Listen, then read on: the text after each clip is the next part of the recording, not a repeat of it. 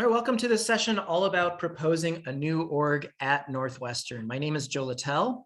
I use he, him pronouns, and I'm an associate director with student organizations and activities. And I'm joined by a co-presenter, Hannah. Hannah, why don't you introduce yourself and your role? Hi, everyone. I'm Hannah. I am the chair of the New Student Organization Recognition Committee. So I am working with Joe to do this informational session to give you a little bit more information about what we'll be looking for when we look over your applications. Thanks, Hannah. So a little bit about SOA. Student Organizations and Activities is one of the departments on campus that recognizes student organizations. Aside from us, it's mostly academic departments and Northwestern institutes. We also coordinate the org fairs. In addition to the fair that we held on Wildcat Connection and the Norris Lawn back in September, we also hold org fairs to start the winter and spring terms. And we'll have more information about in-person versus virtual components for those events coming soon. We're also the main communicator of resources and policies to the student org community.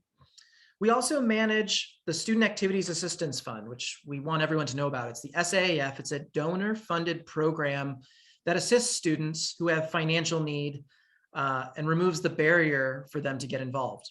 So for example, whether it's for fraternity and sorority dues, competitive sports dues, or you're involved in a student organization that's completely free to be a member of, but maybe there's an opportunity to travel to a competition or a conference or other relevant activity, and you're expected to pay the cost, the SAAF can reimburse students with financial need for those expenses.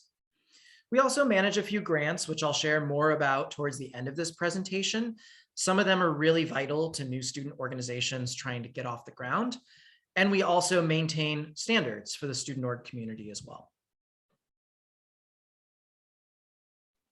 So I will share a little bit about ASG. So ASG stands for Associated Student Government, and this is the representation and advocating for the student body of Northwestern, directing the decisions of the administration and the student body. So the ASG Student Activities Finance Committee, SAFC, as it will be referred to in later slides, is responsible for allocating over $1 million to all of the student organizations on campus. So we provide funds for events, activities that are intended to enrich the undergraduate experience for the members of these organizations and the wider Northwestern community. So the ASG New Student Organization Recognition Committee, which I am the chair of, includes ASG SAFC representatives that are responsible for reviewing the new student org applications, deliberating, and then voting on them. So a little information about this cycle of new group proposals. So the submission form is available and live on Wildcat Connection right now. You can find it by searching on Google for the New Student Org Recognition Committee page. So all proposals for new orgs for the fall cycle are going to be due by Friday, October 29th at midnight. And then it's going to take about 2 weeks for the committee to deliberate and vote, and then decisions will be announced around 2 weeks later on November 15th. So after new organizations receive a decision on whether they're approved or not, there's a couple next steps to complete the recognition process. The first is a simple form where you'll just enter contact information, how you want the name of the group to appear. We get your organization set up with a Wildcat Connection page, so you appear in the directory along all of the other registered student organizations.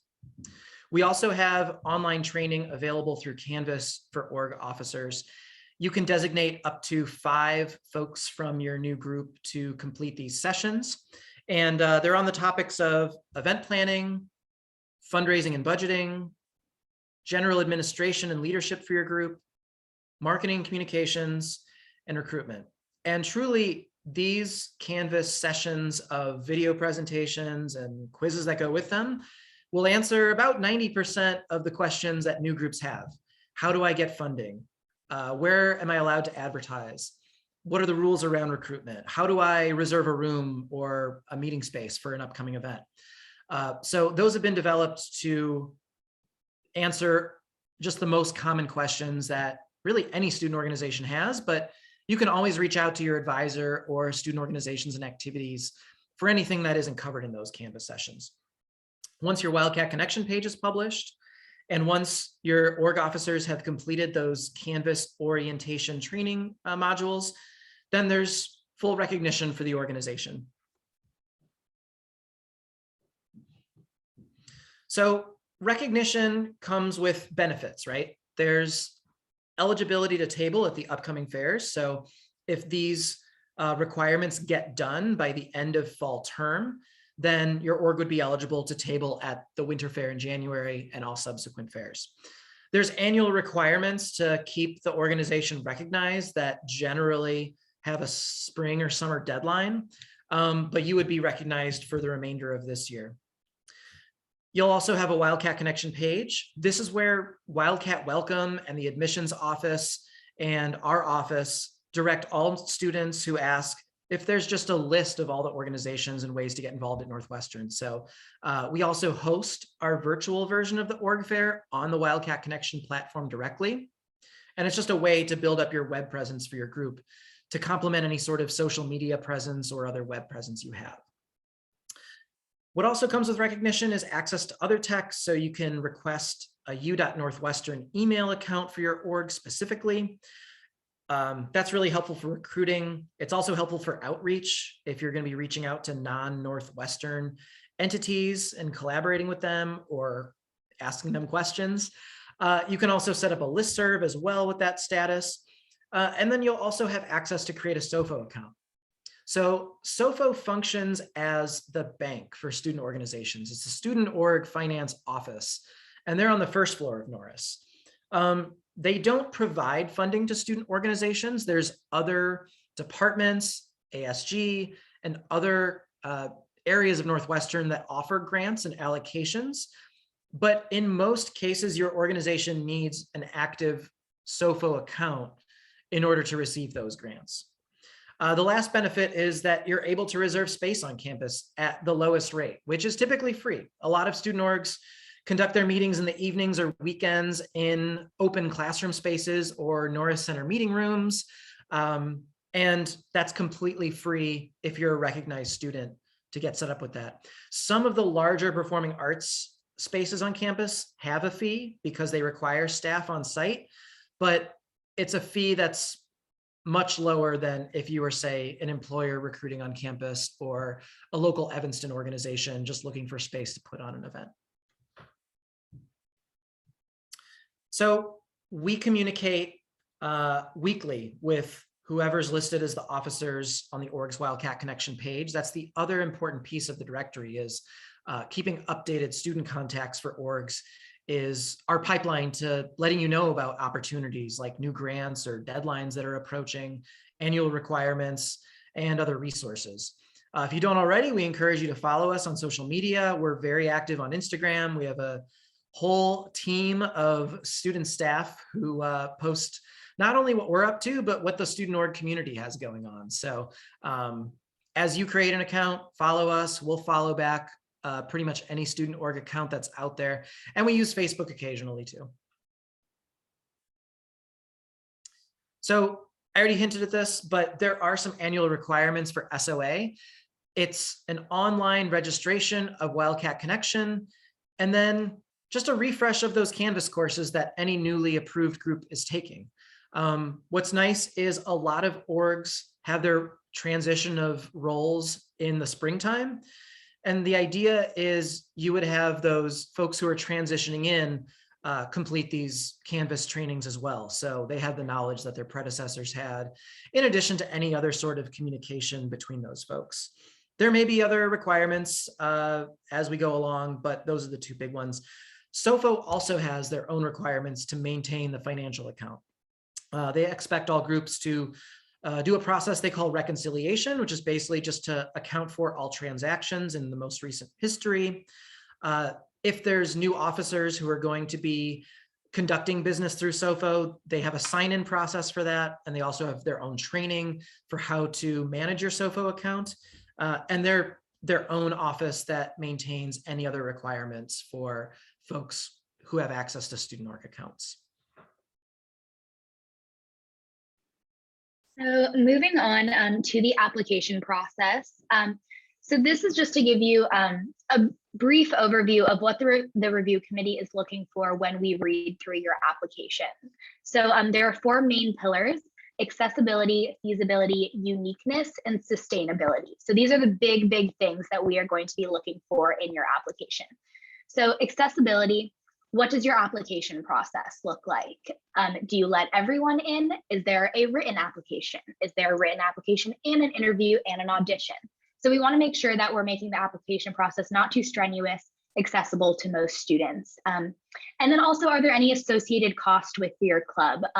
Is there anything that a student is going to have to pay out of pocket, or are you getting your funds mainly through ASG or another source? Moving on to feasibility, are the resources that you're looking for in your application reasonable? Is the funding that you want going to be able to be provided?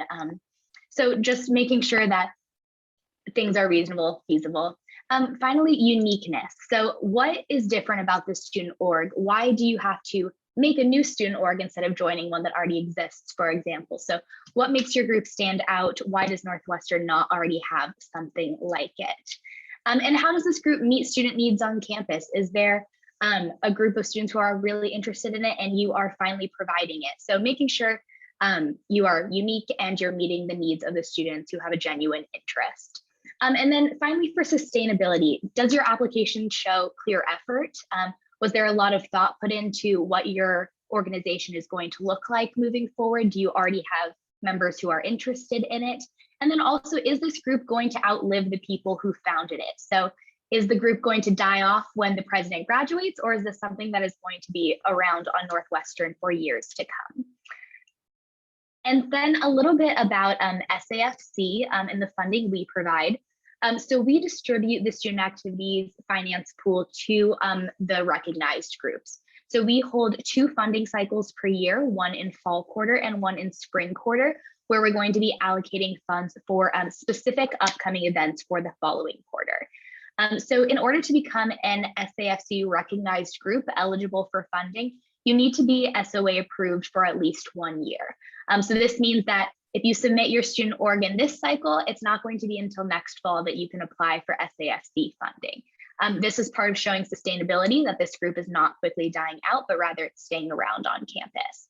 And then also the SAFC does require a pretty detailed application. We want to know what the money we're providing you is going towards. So that means that we want to see events, and we also want to see line items with specific amounts. But as mentioned before, SAFC is not the only source of funding. There are other sources within SOA and ASG as well.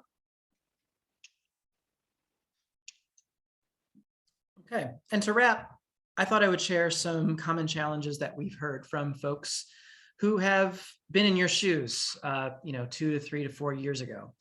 I would say the majority of student organizations that get approved make it beyond 1 year for sure, but not all. And there's 3 common themes that can be limitations for folks trying to get their group off the ground.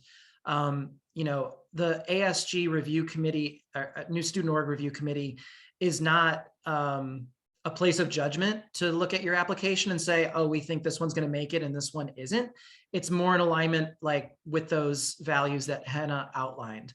But that said, just because you're approved, there's still some challenges, and we just want to make folks be aware of the reality of it. And the first is that people power in recruitment. There are submissions for new orgs that are truly just, one person, and maybe they've encouraged a few friends to just provide contact info to meet the minimum requirement. And then there's others where, we're blown away by how many folks have signed on to say they'll be involved in it. Don't underestimate the amount of work it is. It is work. Recruit early, harness that energy once you get it. we have information on the SOA website for org officers in the section called Campus Advertising Guidelines.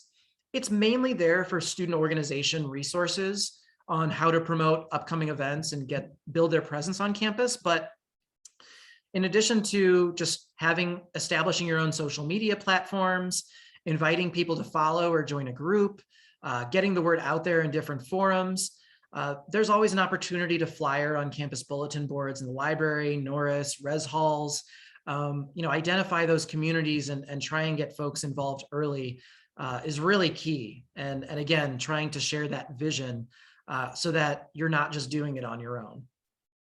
The second challenge is always funding. And sometimes there is an assumption that just because you get approved that there's funding that comes along with it. The ASG funding, as Hannah mentioned, requires a full year of being recognized. That said, on the funding section of the SOA website, we have a whole menu of grants available to groups once they get their SOFO account up and running.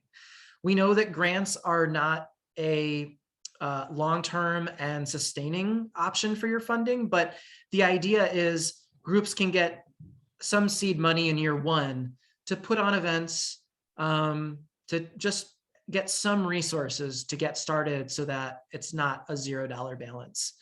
And that said, there are established groups that also apply and get these grants too. So it takes a little bit of hustle, as does applying for the ASG allocations, but the opportunities are absolutely there for new groups who seek them. And then the last piece is developing some plans. Now, when you're starting a new organization, as an individual or as a pair of folks who have this vision, you certainly have some plans of how this first year is going to go, whether it's an event that you hope to put on, a community that you hope to build, or whatever that vision is. But I would also encourage you that as you recruit and identify folks who want to contribute and be involved, to include them in the planning too. What we've seen is students successfully recruit, come to an initial meeting, and then find out they don't necessarily have a role in this organization other than just kind of as a follower or as a participant. So groups are definitely stronger when they have a lot of people power and a foundation to go from. And with the amount of work that and time that it takes, it's really helpful to identify everyone's strengths, their interests and why they're getting involved, and to make sure folks have stuff to do and don't feel like they're just there to attend a meeting and listen. So with that, I want to thank you for joining. That concludes the presentation section of this session, and we'll stop the recording and open up for questions.